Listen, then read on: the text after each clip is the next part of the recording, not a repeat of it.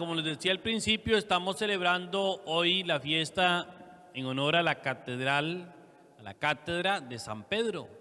Por eso es que hemos escuchado esta lectura, cuando Dios en su Hijo Jesucristo lo escoge como primer papa. Y le dice: tú eres Pedro, y sobre esta piedra, Pedro significa piedra, sobre esta piedra edificaré mi iglesia. Y cuando se muere Pedro, ¿quién sigue? ¿Quién quedó de papa? ¿Cómo se llamó el segundo papa? No fue Anacleto, fue Lino. Pedro, que tuvo un pontificado el más largo que ha habido hasta la historia, hasta el momento. Después de Pedro siguió Lino. Después de Lino, Cleto o Anacleto le decían. Después de Anacleto, Clemente. Y después de Clemente, Evaristo. Y así sucesivamente hasta llegar hoy al Papa Francisco. Y antes de Francisco, Benedicto, ¿recuerdan? Y antes de Benedicto, Juan Pablo II. Y antes de Juan Pablo II,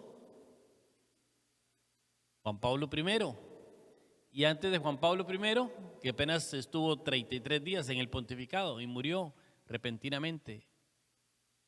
Antes de Juan Pablo I, Pablo VI. Y así sucesivamente. ¿Cuántos papas han pasado desde Pedro hasta Francisco?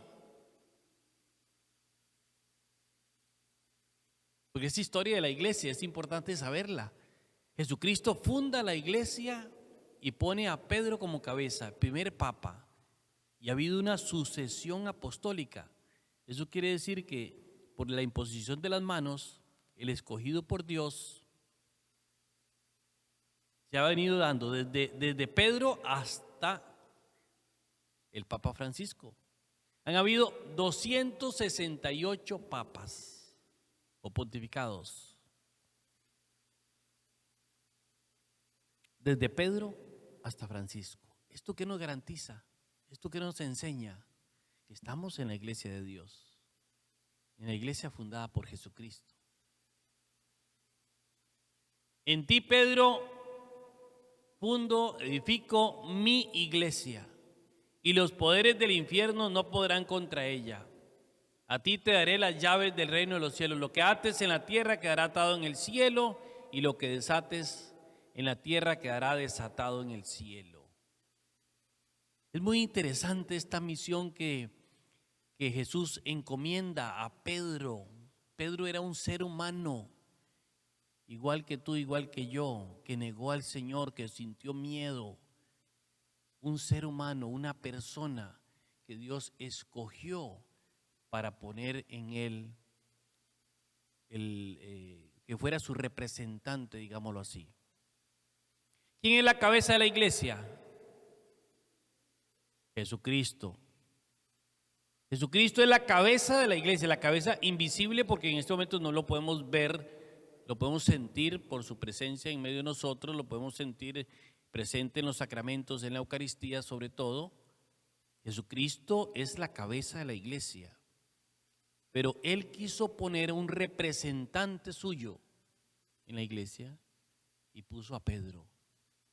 Pedro, digamos que es la cabeza visible de la iglesia, y en él todos los papas que lo han sucedido. Hoy es Francisco. El Papa Francisco es cabeza visible de la iglesia de Cristo.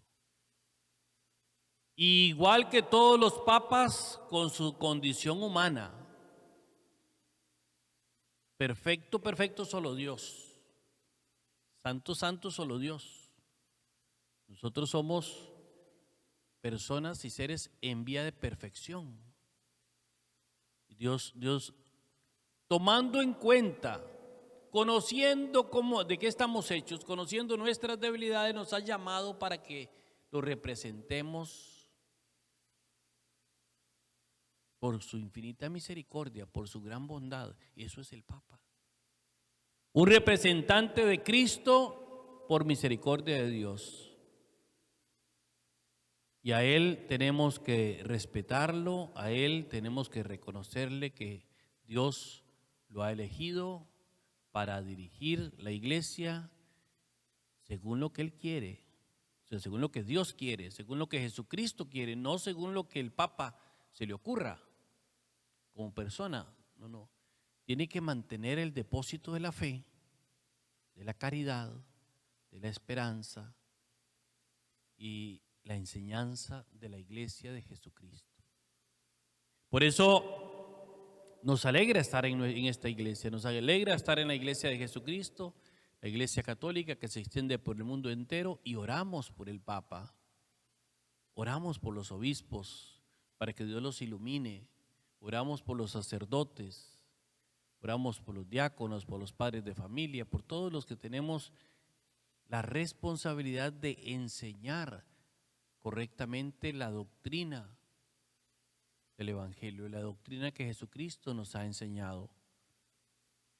Que Dios nos ayude a ser fieles a Él hasta el final de nuestros días, durante toda nuestra vida, que podamos sentirnos siempre bendecidos por Dios de pertenecer a esta su familia, la familia de los bautizados, la iglesia que se extiende por el mundo entero.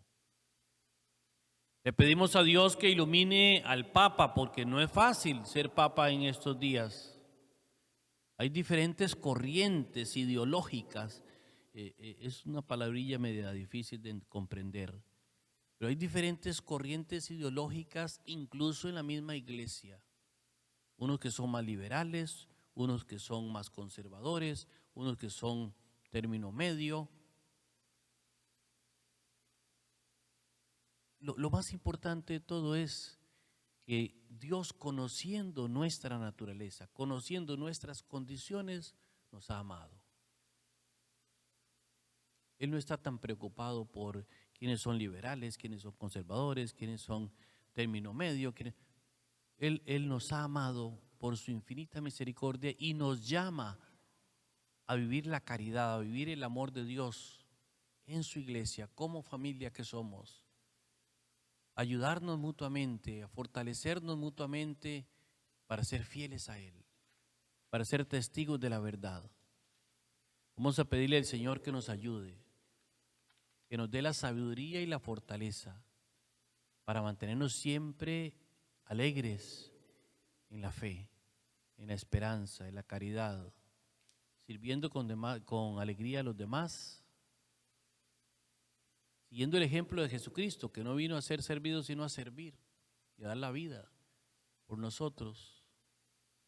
Señor, en este día que celebramos la cátedra de San Pedro, te pedimos de manera muy especial por el Papa, por los obispos, que son los primeros responsables de la transmisión auténtica de la fe. Bendícelos e ilumínalos, Señor, con tu gracia, con tu Santo Espíritu, para que puedan hablar, enseñar, vivir, compartir con los demás lo que tú quieres, Señor. Tu santa voluntad. Danos, Señor, la sabiduría para permanecer siempre fieles en tu iglesia, para hacer tu santa voluntad durante toda nuestra vida y que al final lleguemos a gozar eternamente junto a ti por los siglos de los siglos. Amén.